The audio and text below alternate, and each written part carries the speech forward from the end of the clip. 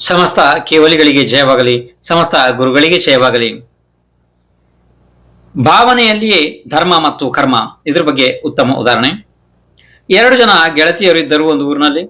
ಒಬ್ಬಳನ್ನ ಬೆಂಗಳೂರಿಗೆ ಸದಾಶಿವ ನಗರಕ್ಕೆ ಮದುವೆ ಮಾಡಿಕೊಟ್ರು. ಇನ್ನೊಬ್ಬಳನ್ನ ಒಂದು ಬಹಳ ಹಳ್ಳಿಗೆ ಮದುವೆ ಕೊಟ್ರು. ಹಳ್ಳಿಯಲ್ಲಿ ಮದುವೆ ಮಾಡಿಕೊಟ್ಟವಳ ಮನೆಯ ಪಕ್ಕದಲ್ಲಿ ದೊಡ್ಡ ಸುಂದರವಾದಂತಹ ಜಿನೇಂದ್ರ ಭಗವಾನ್ರ ಬಸತಿ ಇತ್ತು.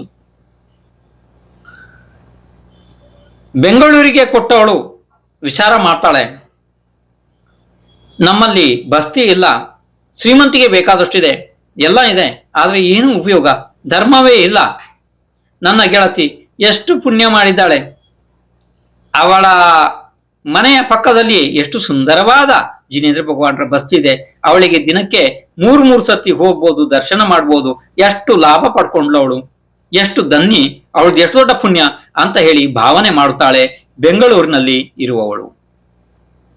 ಇಲ್ಲಿ ಇರುವವಳು ಭಾವನೆ ಮಾಡುತ್ತಾಳೆ, ನೋಡು ನನ್ನನ್ನ ಇಂಥ ಹಳ್ಳಿಗೆ ಕೊಟ್ಟು ಬಿಟ್ರು, ನನಗಿಲ್ಲಿ ಯಾವ ಸೌಲಭ್ಯ ಇಲ್ಲ, ಅವಳು ಎಷ್ಟು ಚೆನ್ನಾಗಿದ್ದಾಳೆ, ಬೆಂಗಳೂರಿನಲ್ಲಿ ಗಂಡನ ಜೊತೆಗೆ ಕಾರ್ನಲ್ಲಿ ಅಲ್ಲಿ ಇಲ್ಲಿ ಓಡಾಡ್ಕೊಂಡು ಪಾನಿಪುರಿ, ಗೋಬಿ ಮಂಚೂರಿ ಇಂಥದ್ದೆಲ್ಲ ಬೇಕಾದ ಬೇಲ್ಪುರಿ ಇಂಥದ್ದೆಲ್ಲ ತಿಂದುಕೊಂಡು, ಐಸ್ ಕ್ರೀಮ್ ತಿಂದುಕೊಂಡು ಎಲ್ಲ ಬೇಕಾದ ಸಾಮಗ್ರಿಗಳನ್ನ ಎಲ್ಲ ಅನುಭವಿಸ್ತಾ ಎಷ್ಟು ಚಂದವಾಗಿ ಇದ್ದಾರೆ ಅವರೆಲ್ಲ.